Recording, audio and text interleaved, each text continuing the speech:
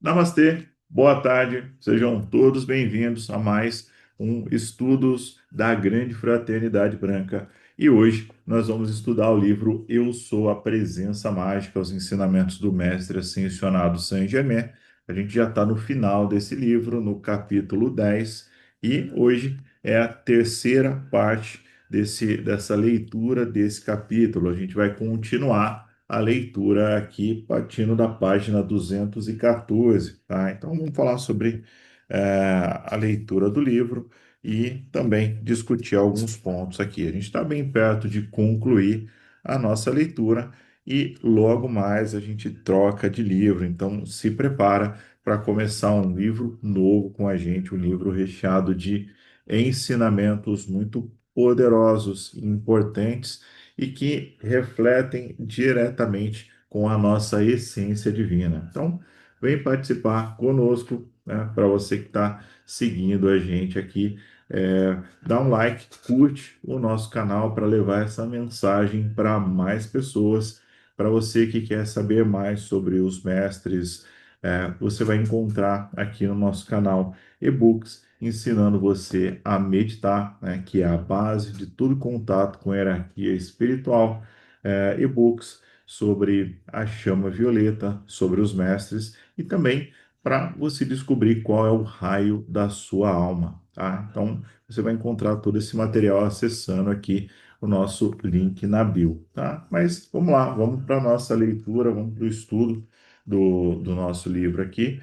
E para fazer isso, como de costume, eu vou pedir para que você pegue aí o seu livro, se você tiver o livro físico. Se não, só imagina, né? Mentalmente aí, visualiza que você está diante desse conhecimento, né? E em nome de Deus, em nome da divina presença, eu sou em nossos corações, nós pedimos para entrar em contato com essa hierarquia espiritual que trouxe essas informações até nós e que a gente possa aprender, que a gente possa se servir desse conhecimento e beber dessa fonte inesgotável de luz, de sabedoria e de amor.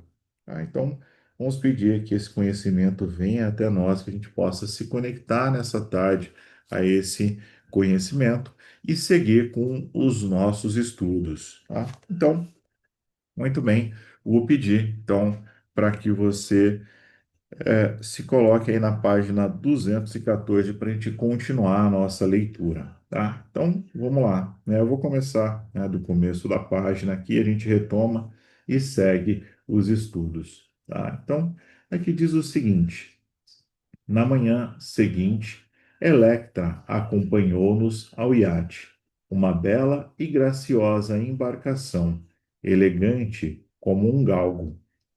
Esperar-vos-ei à vossa volta, antes de irdes para a Índia, disse ela à despedida.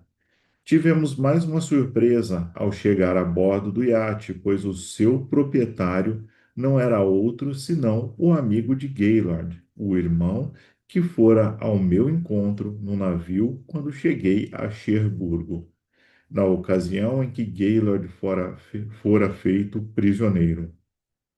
Aquela nossa viagem estava bem preparada em todos os pormenores, com muito conforto e conveniência. Dificilmente se pode imaginar a alegria dessas atividades, a menos que já se tenha experimentado alguma coisa dessa natureza.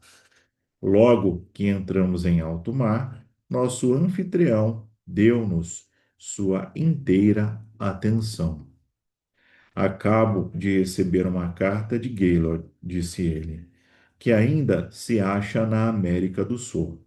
Ele está completando um certo trabalho e pediu-me para que transmitisse lembranças suas a todos.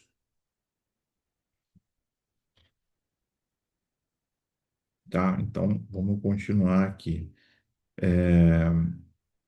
Disse que espera ver-vos dentro de algumas semanas e até então seu amor estará vos envolvendo.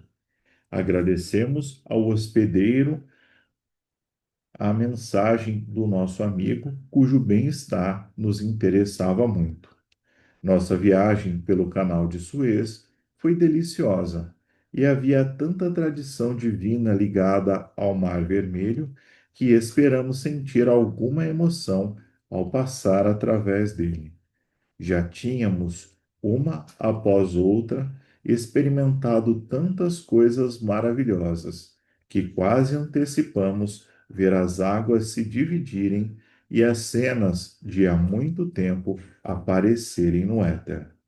Ao relembrarmos os milagres daquele tempo, nosso hospedeiro instruiu: os milagres não são mais do que o resultado de uma poderosa e onipresente lei cósmica posta em ação, conscientemente, por alguém que aceita a sua autoridade divina e compreende seu uso.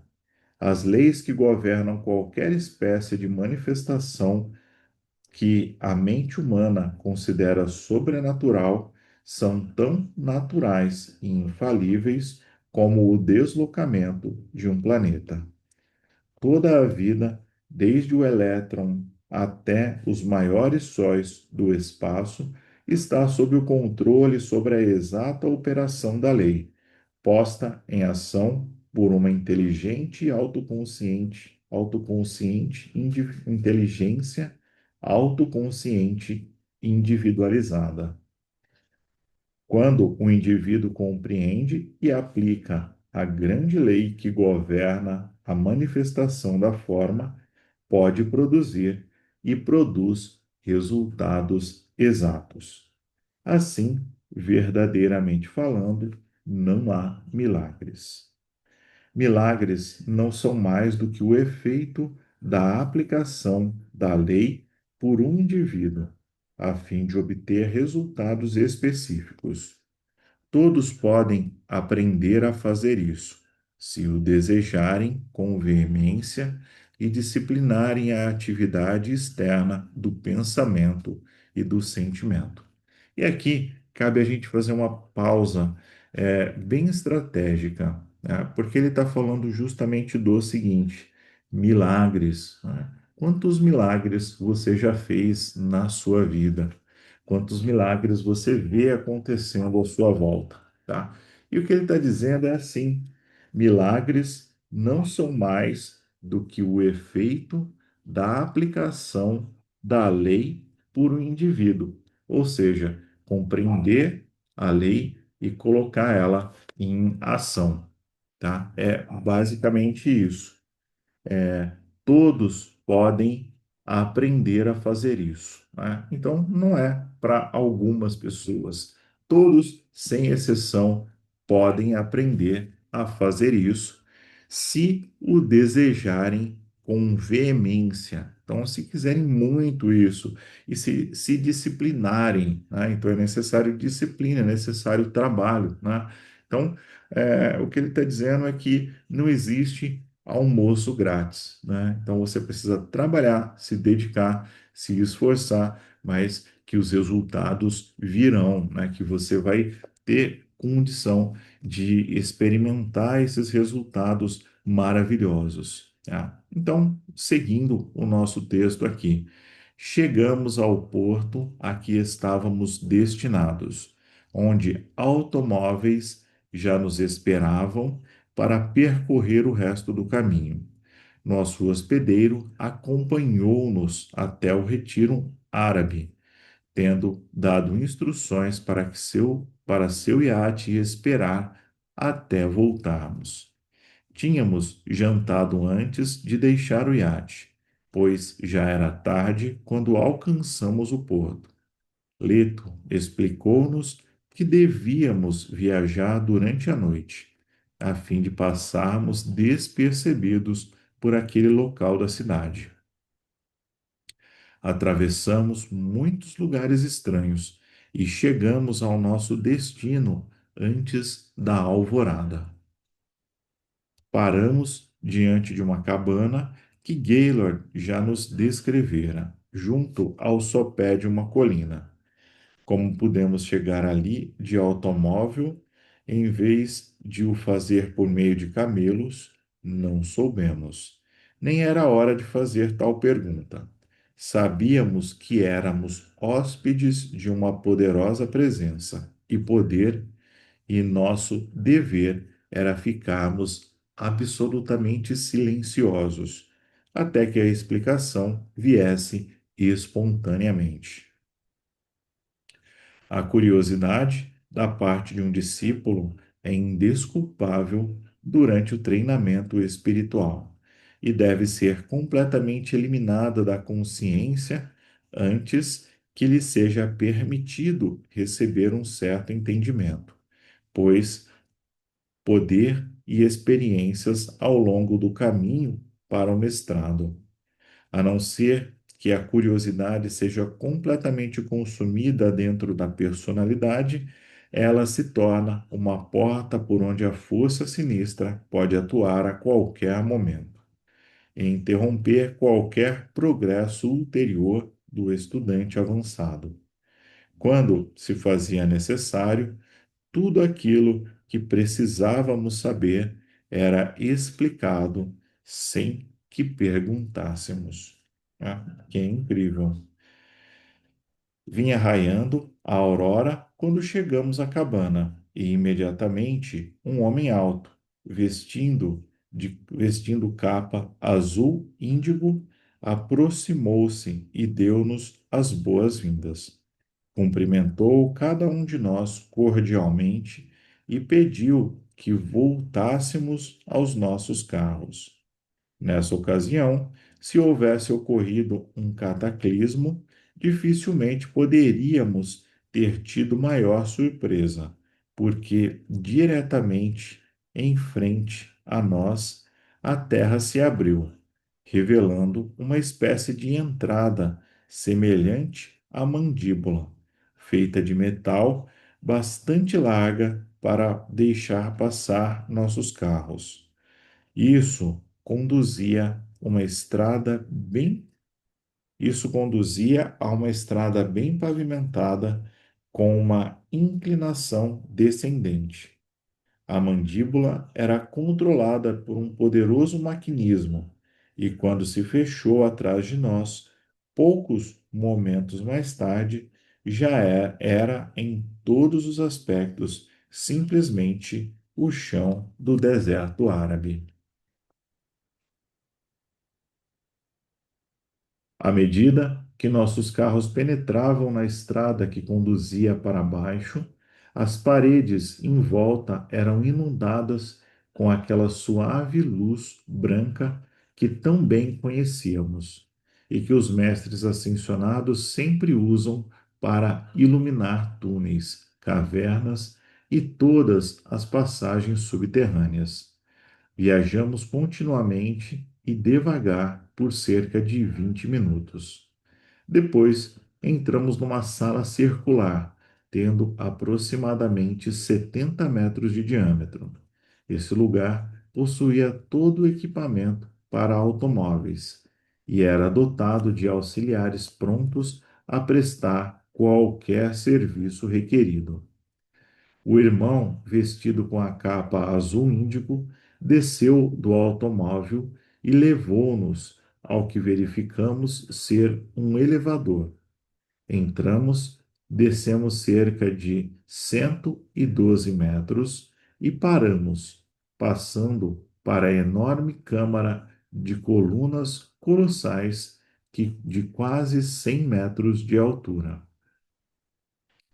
Essas grandes colunas estavam literalmente cobertas de hieróglifos, machetados em cores maravilhosamente belas.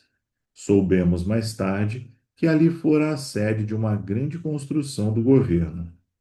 Nosso guia conduziu-nos até através dessa câmara para uma grande porta em arco que se abriu ao seu comando, admitindo-nos ao interior de uma outra câmara belamente decorada. O teto, arqueado e muito ornamentado, era sustido por uma única e colossal coluna no centro. Essa segunda sala, devia ter mais ou menos 60 metros de cada lado. O irmão, de capa azul, quebrou o silêncio. Essa é uma das nossas principais salas de conselho, que muitas vezes usamos como sala de banquetes. Queridas irmãs e irmãos, vós que ainda não fostes formalmente recebidos como membros de nossa ordem, sois os primeiros discípulos que jamais foram admitidos a este antiquíssimo retiro, sem ter sido plenamente aceitos nas suas atividades exteriores deste ramo da grande fraternidade branca. Mas eu vos asseguro que vossas credenciais são perfeitamente suficientes. Com essas palavras, arremessou para trás o capuz de sua capa e apareceu diante de nós o nosso abençoado mestre Saint-Germain. Experimentamos uma forte emoção, mas logo nos sentimos inteiramente em casa. Agora serão indicados vossos aposentos, e depois de vos refrescardes e vestirdes vossas túnicas inconsúteis, vinde ter aqui comigo. Um rapaz e uma moça apareceram e nos mostraram o caminho de nossos quartos. Mais tarde, quando voltamos para a sala do conselho, diversos irmãos já tinham chegado e conversavam com Saint-Germain. Dentro de 7 dias, expôs ele, um conselho internacional da Grande Fraternidade Branca deverá ter lugar neste retiro. Os maiores de nossos membros estarão aqui, porquanto essa espécie de conselho só se reúne de 7 em 7 anos. Nessa ocasião, sereis feitos membros do corpo exterior, tanto como no interior do interior. Por favor, sentai-vos, pois desejo dar-vos informações a respeito da cidade onde vos encontrais agora. Ele então agraciou-nos com outro magnífico discurso, que nos deixou encantados acerca do lugar de maravilhas que é esta terra, isolada do resto do universo. Houve um tempo, explicou, em que esta cidade estava na superfície da terra. Alguns mestres ascensionados sabiam que estava, que sabiam que um cataclismo ameaçava. Por isso, selaram uma parte dela para uso futuro. Na catástrofe que se seguiu, ela mergulhou muito abaixo do seu nível original. Foi preenchida e coberta pela areia das terras adjacentes, tornando-se assim um deserto. Os cimos dos mais altos edifícios estão, em alguns lugares, 38 metros totalmente abaixo da superfície. Passagens foram mantidas abertas que asseguraram sempre uma ventilação perfeita. Dentro dessa cidade subterrânea foram aperfeiçoadas algumas das mais estupendas realizações em química e invenções que o mundo exterior tem tido o privilégio de receber. Sempre que isso acontece, encontram-se algum homem ou mulher merecedor dessa prerrogativa, mediante o qual o mundo tem o privilégio de receber essas bênçãos. Existe aqui muita coisa de vital importância, pronta para ser trazida ao uso da humanidade, quando a sabedoria e o julgamento dos mestres ascensionados decidirem divulgá-las. Haverá um outro grande cataclismo que romperá a superfície da Terra, removendo, por causa da destruição autocriada, aqueles seres humanos que têm a ignorância e a presunção de dizer: Deus não existe. Aqueles que se acham tão amarrados à autocriada obscuridade a ponto de destruir os próprios símbolos que na Terra representam o bem, a verdade, a iluminação e a liberdade, devem por causa mesmo da mesmo por, por causa mesmo da obscuridade de seus espíritos serem impedidos de criar nova discórdia sobre este planeta e de influenciar outros com seus errôneos conceitos de vida. Tudo aquilo ou todos aqueles que negam a Deus, a fonte de toda a vida e luz, só têm a possibilidade de existir enquanto a energia que já receberam pode sustentá-los. Pois no momento em que o indivíduo, um grupo ou uma nação nega a própria fonte da vida, nesse instante, a pulsante corrente de energia-vida é cortada e só pode continuar a funcionar até esgotar-se a força que já foi acumulada. O colapso e a autoaniquilação dessas pessoas é inevitável.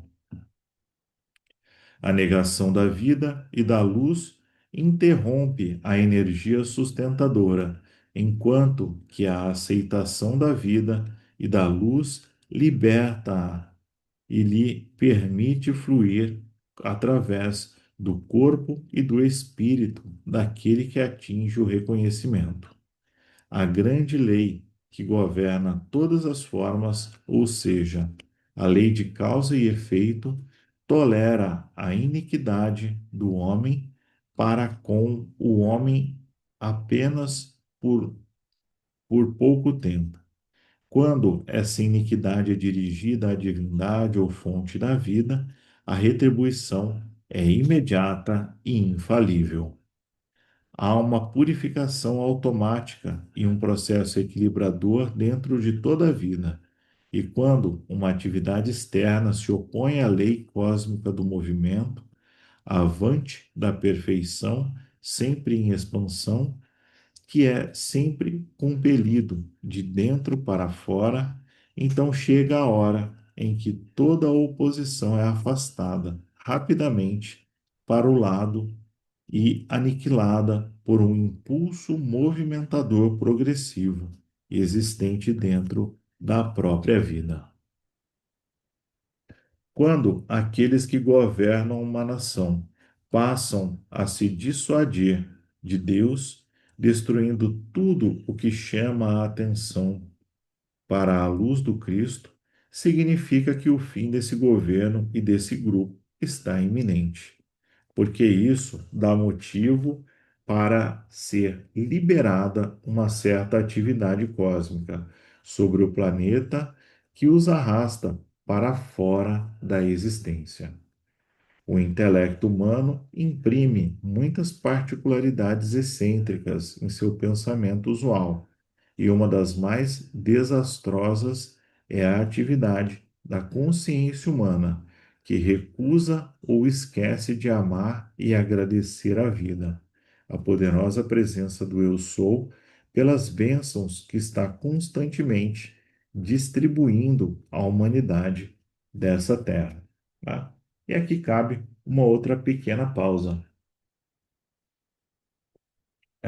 Nós não nos damos conta da quantidade de bênçãos e de milagres que nós recebemos todos os dias, tá? Nós somos cuidados, abençoados, instruídos, orientados, protegidos, muitas vezes sem ter a menor ideia do que está acontecendo, tá? Então, quando a gente faz quando a gente faz esse trabalho de se perceber como um filho, uma filha de Deus e agradecer todos os dias pela essa grandiosidade, por essa luz que nós recebemos, e verdadeiros milagres começam a acontecer, né? Então a gente precisa de fato, aceitar, agradecer e permitir que essa luz se manifeste através de nós. A maioria dos seres humanos vive vida após vida, sem uma única vez enviar amor ou agradecer a sua própria poderosa presença Eu Sou, pela energia que flui incessantemente a seu espírito e seu corpo, pela substância que usa em seu organismo e em seu mundo, e pelas centenas de coisas boas que o cercam constantemente, que usa e desfruta, sem, contudo, oferecer nada de si mesmo em retribuição. Tá? Então é bem isso que a gente falou. E muita gente carrega um sentimento de rancor contra a vida, responsabilizando-a pelo seu sofrimento e seus fracassos, quando apenas uma pequena soma de gratidão e amor derramada sobre a presença Eu Sou dentro de cada coração humano transformaria toda discórdia em paz e amor, expandindo a perfeição da vida dentro da atividade externa do indivíduo. Os seres humanos acham tempo de sobra para se dedicar a cães, gatos, comezainas, roupas, dinheiro, diamantes, pessoas e mil e uma coisas, mas é raríssimo o indivíduo que tira mesmo 5 minutos fora do seu curso de vida para enviar amor à sua própria divindade. No entanto, ele está usando a cada segundo sua vida e energia para se beneficiar dessas coisas. Mesmo aqueles que pensam amar a Deus não prestam quase nenhum reconhecimento à divina presença Eu Sou dentro deles mesmos e nem sequer concedem a menor gratidão a ela pelas boas coisas que lhe acontecem na vida. Tá? E talvez, né, esse seja o parágrafo mais importante de tudo que a gente leu até aqui. Tá? Apesar de muitos conhecimentos, de muitas informações, aqui tem um resumo, né, e uma grande lição para a gente poder levar desse estudo de hoje. Né? Os seres humanos acham tempo de sobra para fazer todas as coisas, mas eles não acham 1 minuto, 5 minutos para agradecer a sua divina presença, enviar amor e gratidão. É basicamente isso. Então, isso é uma coisa construída, é um exercício que você faz dia a dia e que você vai transformando a sua vida a partir disso, né? Isso não quer dizer que não dediquemos amor às coisas na atividade exterior, mas certamente deveríamos amar a divindade interior em primeiro lugar, e mais do que qualquer outra coisa ou personalidade. Ela é a mesma, é essa mesma vida e consciência mediante a qual existimos. E aí ele diz o seguinte: não pode haver felicidade senão quando se está extravasando amor. Isso é a lei da vida. Quanto as pessoas estão amando alguma coisa ou alguém, estão felizes. Até um avarento é feliz quando ama suas moedas, mesmo porque está derramando um sentimento de amor numa coisa que ele tenta conservar. O que ele. Ah, perdi aqui. O que ele realmente se esforçando por preservar é a felicidade, mas não compreende que o sentimento de felicidade não se acha contido no dinheiro, e sim no extravasamento do amor que provém dele mesmo. Nesse transbordamento, deixa a vida se escoar ininterruptamente e harmoniosamente. Entretanto, tendo recebido todo o bem de que sempre nos servimos da poderosa presença Eu Sou que constrói todo o corpo físico, a primeira e grande manifestação do nosso amor pertence sempre à nossa própria chama de Deus individualizada. A poderosa consciência da vida dentro de nós, que nos habilita a reconhecer nossa própria existência e fonte de toda a vida, quando dizemos Eu sou. Nessa palavra está tudo de Deus e nada na experiência humana é realmente importante, senão tudo de Deus. Quando o indivíduo aceita, reconhece e sente Deus na plenitude, ele é feliz. Ele possui todo o bem, então vive na mansão do Pai. É possível que alguma coisa seja mais importante ou maior do que a plenitude de Deus? Somente com essa compreensão e sentimento pode a humanidade romper as cadeias das limitações autocriadas. Agora deveis descansar. Depois terei o privilégio de vos escoltar através dessa cidade subterrânea, onde vereis os irmãos trabalhando. Faço apenas um pedido: que nenhum detalhe desse trabalho seja revelado sem permissão do mais alto mestre em serviço. Saint-Germain desejou-nos boa noite e fomos para os nossos quartos. Estes eram construídos num tipo de arquitetura similar à dos gregos e romanos, embora fossem muito mais antigos.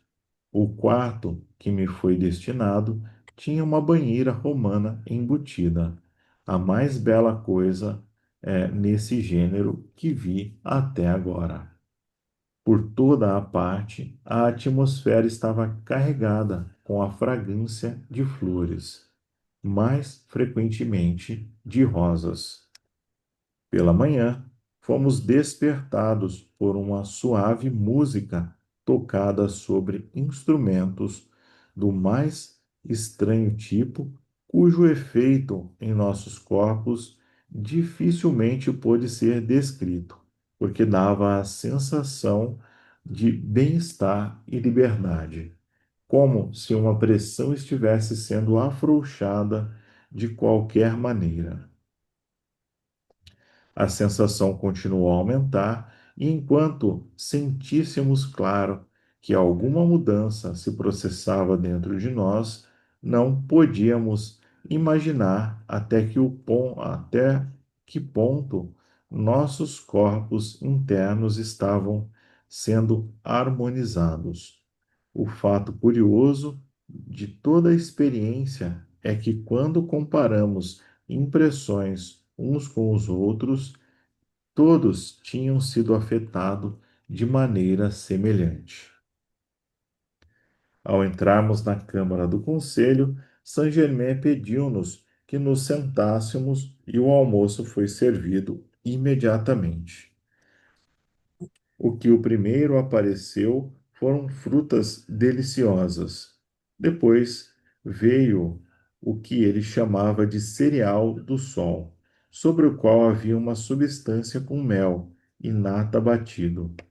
Muitas outras iguarias foram servidas e terminamos a refeição com uma bebida quente, fumegante, que substituiu o café, mas que não tinha gosto de nenhuma substância física que eu houvesse provado até então.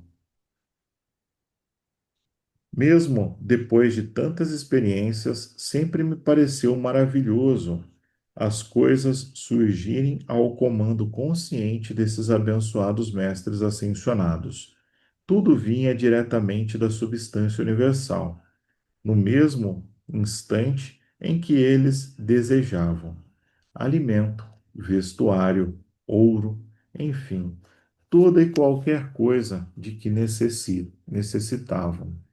Eles são tudo o que a palavra mestre significa.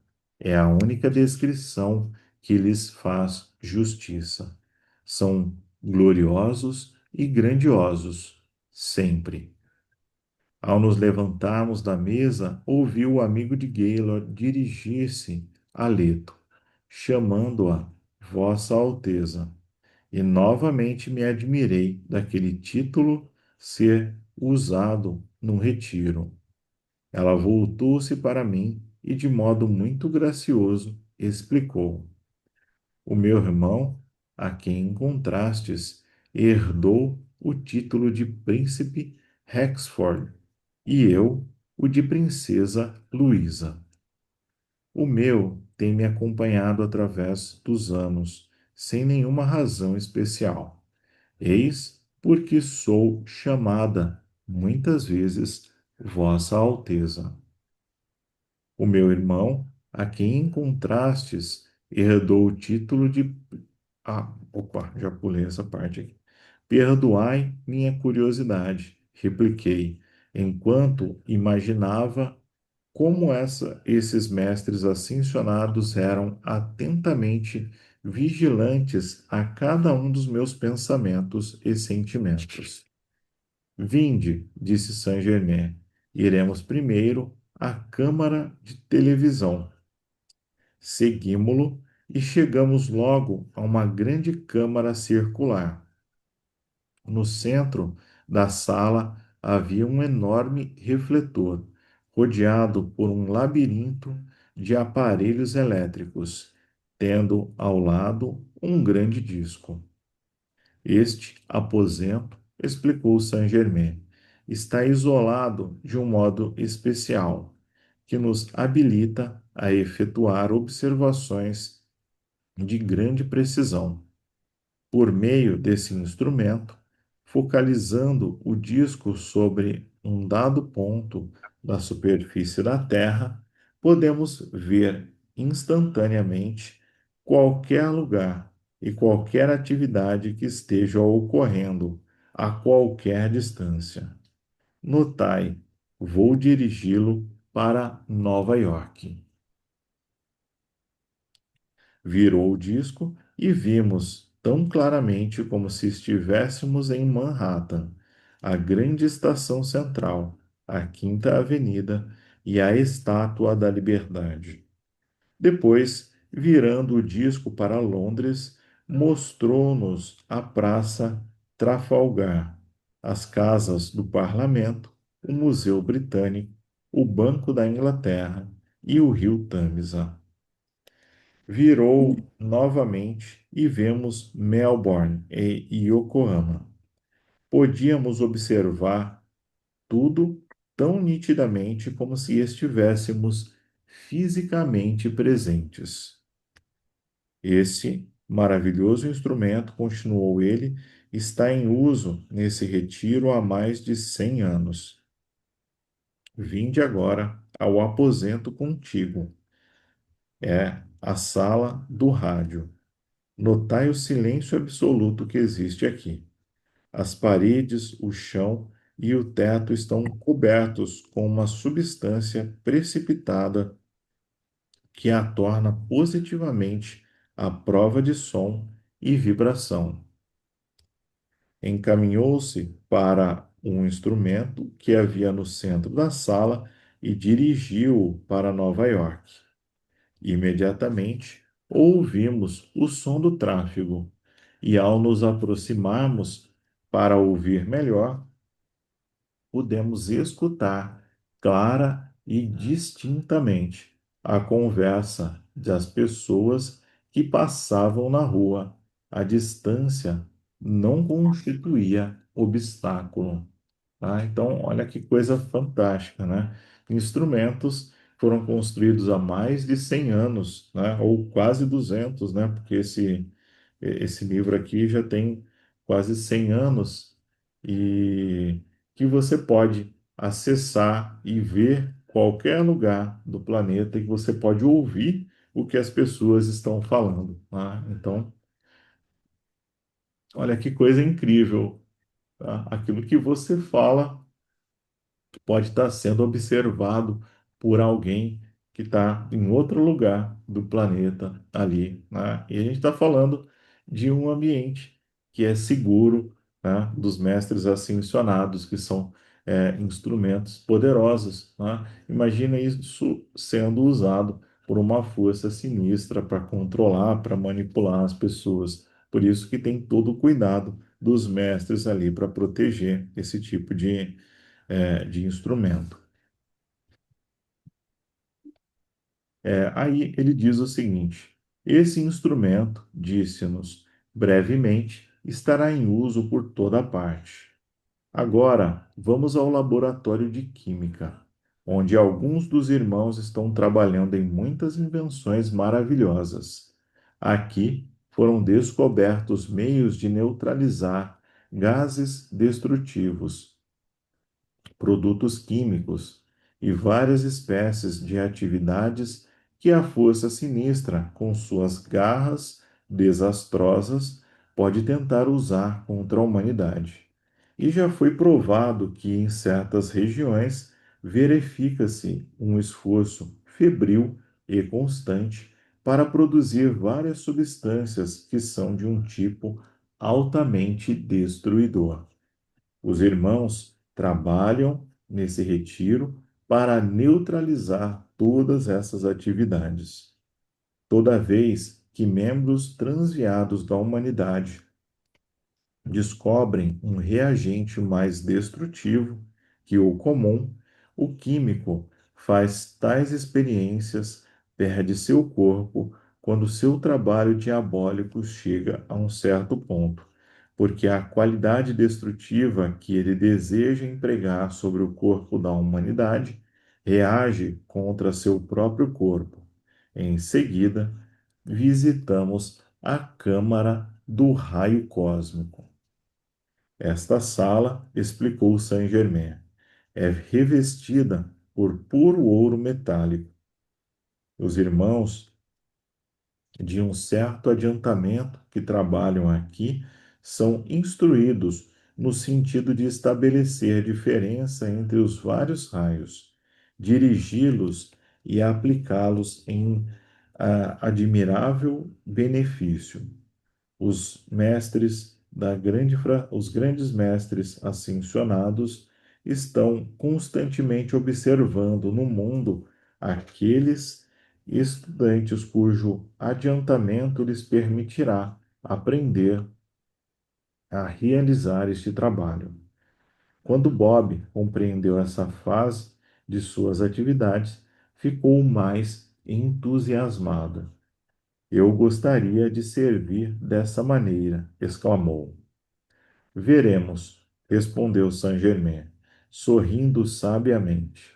Entre os que trabalham nesta sala, há 7 irmãos e 3 irmãs que estão justamente completando seu treinamento no emprego desses raios. No próximo conselho, eles serão designados para seus respectivos campos de serviço, realizando essa atividade para a qual se adestraram ao longo de muitas vidas. Agora, vamos visitar a Câmara da Arte, onde 20 irmãos e 10 irmãs estão sendo exercitados em uma nova espécie de arte que introduzirão no mundo exterior. Eles estão sendo instruídos a respeito do segredo das cores imperecíveis e aprendendo como fabricá-las. Dentro dos próximos 20 anos, essa nova forma de arte encontrará seu caminho na vida da humanidade e trará consigo uma extraordinária melhoria. Daqui iremos à Câmara de Música. Eu vos asseguro que é um belíssimo lugar e a perfeição dos instrumentos é realmente notável. Saint-Germain conduziu-nos e entramos cheios de grande ansiedade. Este é um novo metal destinado a instrumentos de banda, facultando-lhes a propriedade de produzir um delicado e incrível som, continuou ele, mostrando-nos certas ligas metálicas. Aqui são três novos materiais para a construção de violinos. Como vedes, um parece madrepérola, o outro prata fusca e outro ouro romano. Os instrumentos musicais da nova era são feitos de materiais como esses. Um dos irmãos tocou aquele instrumento para nós e nunca ouvidos humanos foram agraciados com os mais belos sons.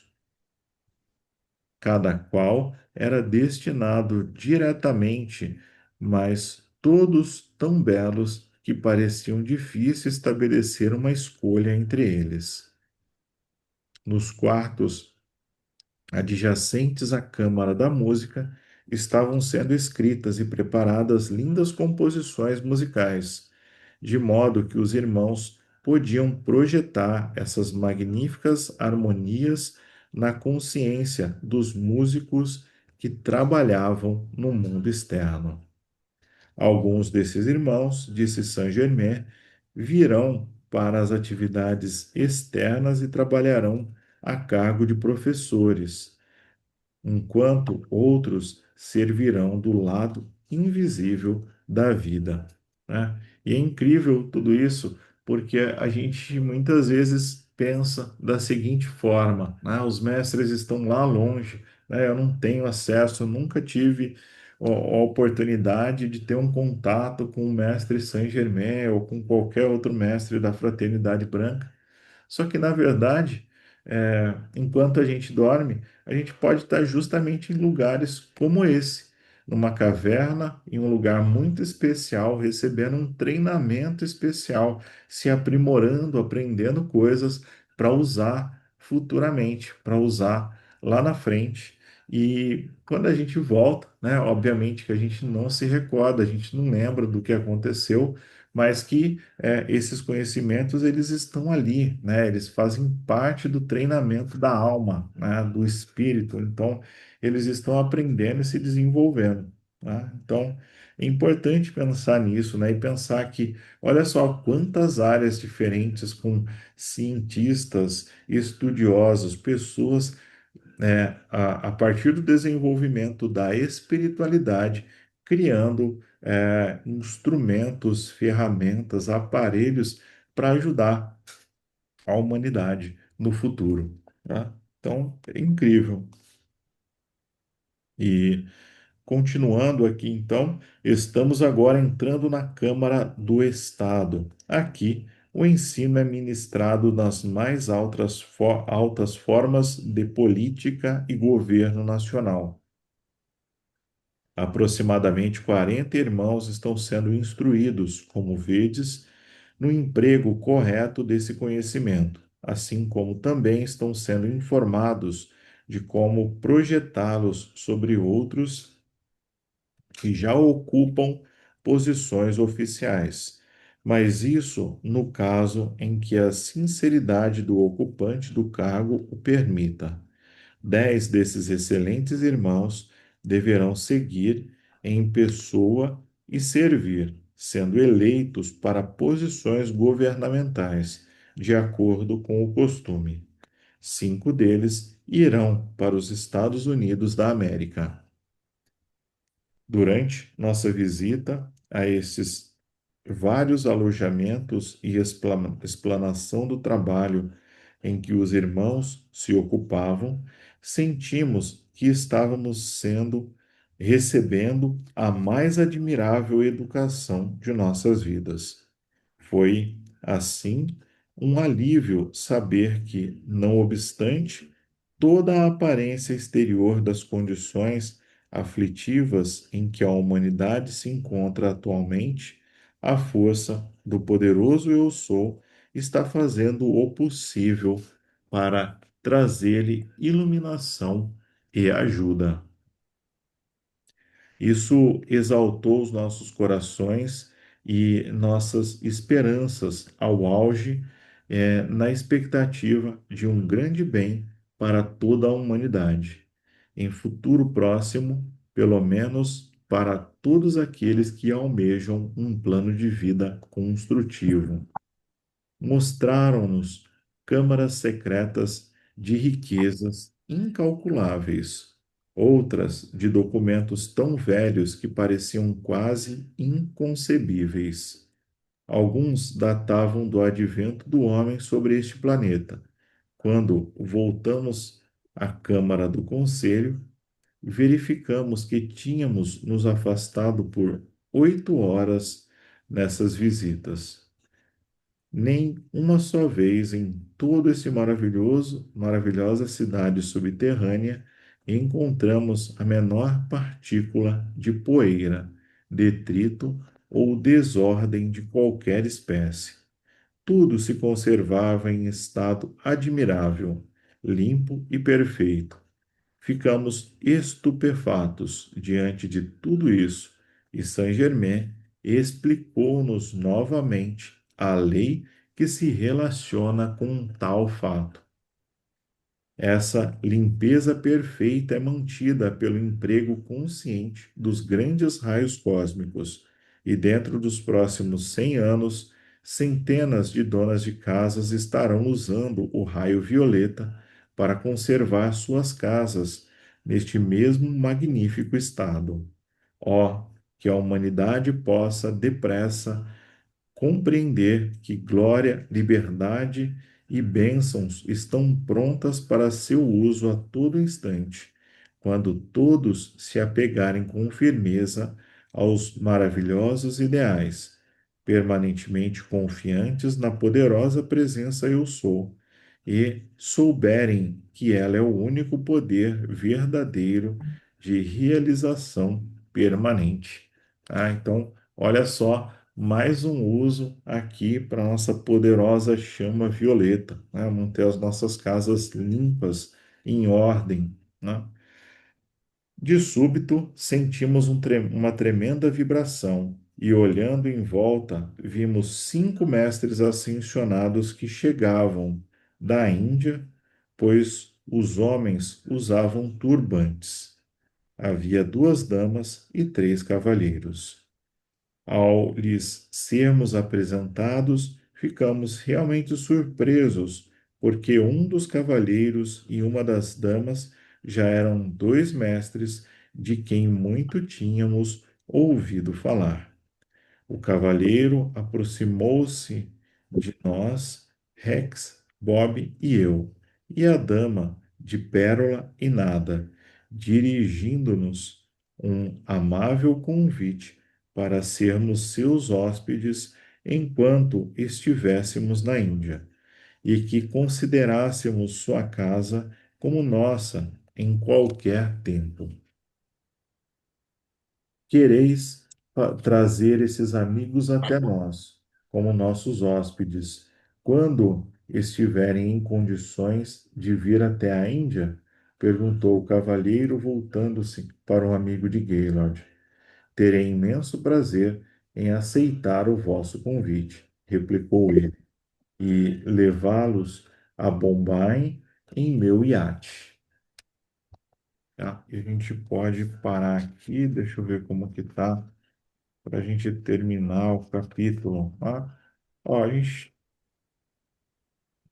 está quase acabando aqui. Tá? Vamos mais um pouquinho para a gente terminar? Hoje avançou bastante, né? Tinha bastante história aqui, ó, mas com mais aqui 3 páginas a gente termina. Vamos seguir então para a gente terminar esse capítulo. É, Saint-Germain, então, pediu a todos que nos sentássemos a fim de saborearmos um outro jantar precipitado. A refeição inteira parecia mais deliciosa do que as outras. Ouvimos com atenção os planos para o trabalho e os relatos daqueles que já tinham sido efetuados. Pela primeira vez em minha vida compreendi quão pouco o mundo externo conhece dessa verdadeira atividade interna e como se tornam insignificantes os empreendimentos humanos em comparação com os que são realizados por esses mestres ascensionados, que expressam sua plena liberdade como filhos de Deus. É, na verdade, uma dádiva afortunada que existiam mais infinitos e magníficos modos de vida do que aqueles que nossa humanidade está agora experimentando. Quando alguém consegue pôr de lado seus próprios conceitos pessoais o suficiente para obter uma perspectiva do seu próprio intelecto em relação ao resto do universo, começa a aprender algumas coisas de importância realmente. Todos nós necessitamos fazer viagens mentais para desenvolver nossas capacidades mentais e compreender que cada intelecto humano é somente um desses 3 bilhões de almas, aproximadamente encarnadas sobre esta Terra. Nossa Terra é um dos maiores planetas do nosso sistema solar. Nosso sistema solar é apenas um átomo na galáxia a quem pertencemos, e há galáxias de galáxias. Quando o estudante pensa nisso ocasionalmente, não está mais em condições de aceitar por muito tempo as teorias presumidas e as opiniões egoístas de intelectos que zombam e duvidam da existência e maravilhosas manifestações de perfeição que estes mestres ascensionados expressam constantemente. A personalidade de quem quer que seja só é de muita importância no magnífico esquema da vida. Quando a pessoa é obediente à poderosa presença Eu Sou, por deixar a perfeição expandir-se na atividade externa do indivíduo. Do contrário, a personalidade é apenas uma ostra no universo, usando substância e energia sem construir qualquer coisa permanente. O tempo corria célere sobre um intensivo ensinamento que estávamos recebendo da parte desses grandes seres perfeitos, até que veio o dia do Grande Conselho Internacional, e irmãos e irmãs continuavam a chegar a intervalos de todas as partes do mundo. E embora a reunião estivesse marcada para as 7 horas, mais de 200 convidados já se achavam presentes, sendo, na maior parte, chefes de vários conselhos. Quando todos estavam prontos para a sessão, curvamos as cabeças em silêncios e aguardamos a chegada do grande mestre que o presidiria.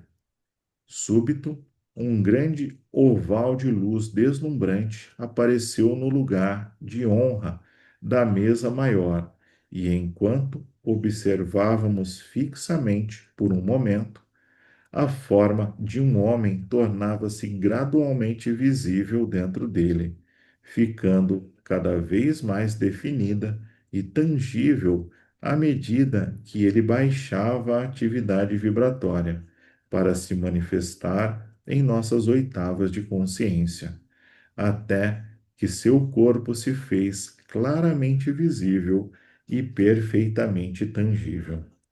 Seu rosto era verdadeiramente magnífico, glorioso e radiante, demais para poder ser contemplado, os olhos brilhantes e todo o seu ser luminoso, da cabeça aos pés, com a majestade e o poder de sua poderosa presença Eu Sou.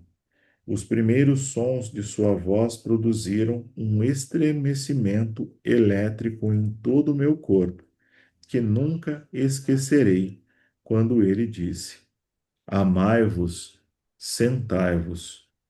Depois de ter ouvido um breve relatório de certos irmãos, aprovou-os e, de maneira sucinta, deu instruções para que continuassem o trabalho. Quando terminou, virou-se para nós, dizendo: Podemos utilizar muitos outros que estão dispostos em condições de serem instruídos nos conhecimentos e no uso dos grandes raios cósmicos de luz. É privilégio meu informar-vos que temos conosco 10 que já estão preparados, caso desejem se dedicar ao trabalho. Grande era a expectativa quando ele decidiu que se levantassem aqueles cujos nomes iria chamar caso estivessem presentes, e prosseguiu: Nada, Pérola, Leto, Rex, Bob, Electra, Gaylord e seu caro amigo Nada e Daniel Rayburn. Queridas irmãs e irmãos da América, esse acontecimento nos traz enorme alegria e é de muita importância para a grande fraternidade branca. Congratulo-me, congratulo-me convosco e com a fraternidade por ter isso se tornado possível. Dentro de pouco tempo, ireis à Índia para um estágio de 10 meses em exercícios, voltando depois para aqui a fim de terminá-lo. Sereis instruídos no emprego desses poderosos raios e pelo seu uso tereis oportunidade de prestar um serviço transcendente. Dentro de 4 dias, a partir de hoje, retornareis a Alexandria, onde Electra deverá se juntar ao grupo. Dali podereis viajar para Bombay, onde, quando vos convier, vosso querido anfitrião vos conduzirá ao nosso destino. Haverá alguma objeção por parte de alguns dos escolhidos para esse trabalho? Se assim for, que se manifeste agora. Todos aceitaram alegremente e expressaram nossa gratidão pela oportunidade de servir e produzir o máximo dentro de nossa capacidade. Muitos outros assuntos de grande importância foram considerados, mas não tenho autorização para expô-los aqui. A reunião terminou e passamos 1 hora travando conhecimento com os outros membros presentes. Nosso amigo da Índia apresentou-nos ao mestre-presidente, e nunca poderei esquecer a força que se projetou e percorreu meu corpo todo ao trocarmos um aperto de mão. Tive a impressão de que eu estava sendo erguido completamente do chão. Um dos irmãos da América do Sul trouxe-nos saudações de Gaylord, a quem ele vira 2 dias antes. O conselho inteiro era uma perfeita manifestação de grande decisão, suprema sabedoria e atividade ilimitada. Nesse instante, ouviram-se belas peças de uma música na atmosfera, e todos se voltaram involuntariamente para o mestre. Ele ergueu as mãos, abençoando todos os presentes, e ao mesmo tempo que se elevava do chão, envolvido pela deslumbrante luz oval, e desaparecia. Nunca mais, para a eternidade, hei de esquecer a primeira visita ao retiro árabe da Grande Fraternidade Branca. 4 dias depois, deixamos aquele maravilhoso recanto de paz, luz e sabedoria com o amor e as bênçãos de todos os membros, cujo serviço amoroso à grande fraternidade branca, é, a- cujo serviço amoroso à grande presença eu sou neles e em toda a grande humanidade é a mais admirável atividade, é, atividade na experiência da vida. Fizemos viagem de volta à noite para a costa da Arábia, onde o iate já nos esperava, e poucos momentos depois estávamos a bordo, deslizando rapidamente pelas águas do Mar Vermelho nas asas do norte. Na manhã seguinte, tivemos a primeira refeição no Convés, a fim de apreciarmos o nascer do sol, porquanto, nessa parte do mundo, ele é verdadeiramente um espetáculo glorioso. Na tarde do segundo dia, chegamos à casa de Electra, em Alexandria, e soubemos que ela já estava perfeitamente ciente de que deveria servir juntamente conosco, utilizando os grandes raios cósmicos da luz de Deus que nunca falha. E aqui nós encerramos o capítulo 10 e encerramos também os nossos estudos dessa tarde. Tá? No nosso próximo encontro, nós vamos para o capítulo 11, o verdadeiro mensageiro do serviço divino. Tá? Está na página 228.